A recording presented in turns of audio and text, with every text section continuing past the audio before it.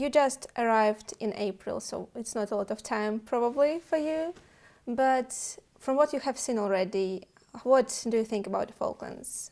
Is it something you have expected or something very different? I suppose it's kind of like what I expected. My father was posted here in 1983 with the Royal Air Force, so he kind of spoke to me about it. And it seems kind of what I expected. I suppose the weather has been, I think, better than what I was told, but maybe I've been lucky.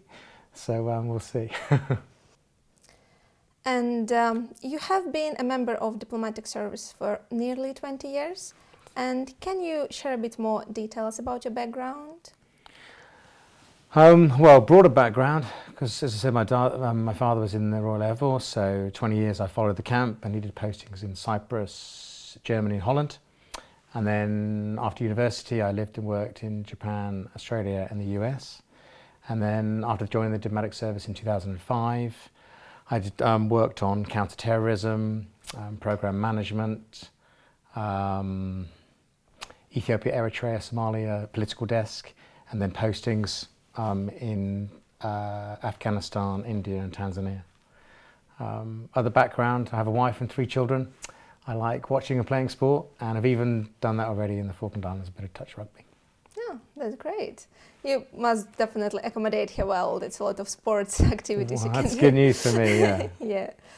And you've been all over the place in the world. And can you tell me, in your post in Afghanistan, India, Tanzania, has it somehow prepared you for the Falklands maybe? Have you learned something unique about environments? Yeah, so in Afghanistan, I established the program office in Helmand Province. In India, I was the deputy head of mission in Kolkata.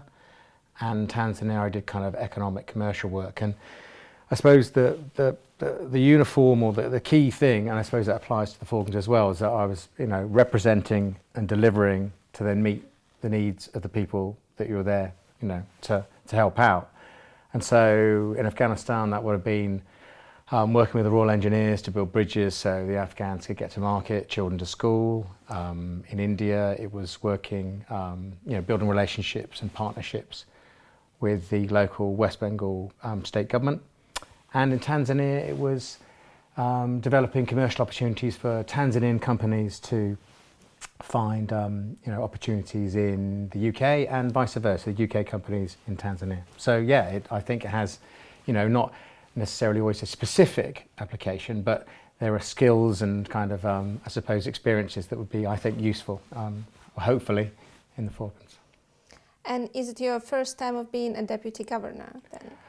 First time being deputy governor, second time being deputy head of mission, yeah. And how are you feeling about this new post for you? Well, yeah, it's exciting. I was a deputy head of mission in India and then I wasn't in Tanzania, and I certainly missed it because, I didn't realise it that being a deputy head of mission or deputy governor gives you licence, in a good way hopefully, to be into everything, and obviously then you can help out the mission, kind of, obviously deliver and help out I suppose, in this regard, the work that we do with the Falklands community. And what are you expecting of your position of deputy governor in the Falkland Islands? Do you have any expectations? I think it's early. I think what I tend to do is I don't seem to have them, because I tend to kind of arrive and then let the place kind of show me what I should be doing to help, because I think coming with, I suppose, preordained or preformed answers tends to kind of not reflect actually the reality that you're going into. So yeah, maybe I shouldn't make this promise, but maybe ask me about 6 months or a year and I might be able to say, right, now I've been here a bit, this is the kind of thing I think I might be able to help with. So you don't have any goals? Well, I suppose the chief goal is to represent and support the Falklands community to the best I can while I'm here. Has there been any advice which Dave or Alison has given you when you came to this position? I think a couple of things really. Firstly, be yourself, be authentic.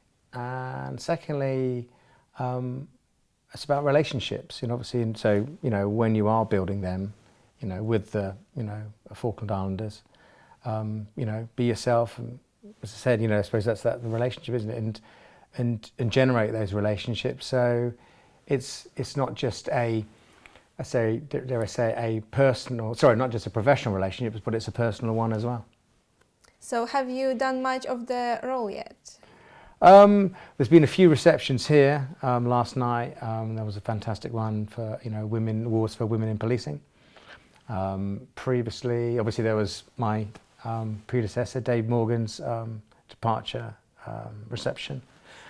Other work, I've met with the Attorney General, the members of the Legislative Assembly, the Secretariat.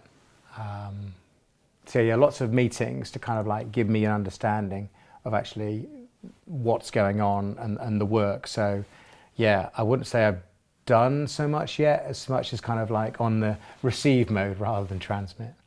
And did you have a chance to meet members of the community, like feel this community spirit here yet? I tend to walk as much as I can in different places, and then I try to take different routes. It does sometimes mean that I get lost, but then of course you benefit more from that as well.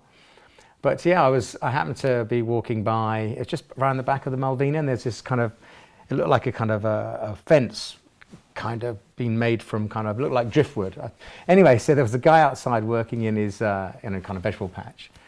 And I walked by and I thought, no, I'm going to go back and tell him what a great fence that is. And then I got talking to Phil. He was telling me about, his son in the 3rd Mercy in Afghanistan. And he'd been here since 1978, and cabbages grow to the size of footballs, as you could see in his garden.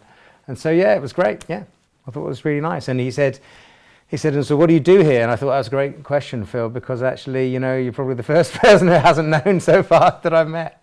So it was good. Has you seen any changes between your old positions and this position in terms of accessing the community? Yeah, I think it's different in the sense of, how would you say, you feel much more foreign, certainly in my previous postings, than I'd certainly feel here. And I think that might be due to, maybe I feel, I suppose, more at home here because I grew up in Norfolk and Suffolk as well. And so which is obviously where community is, I suppose, the key factor.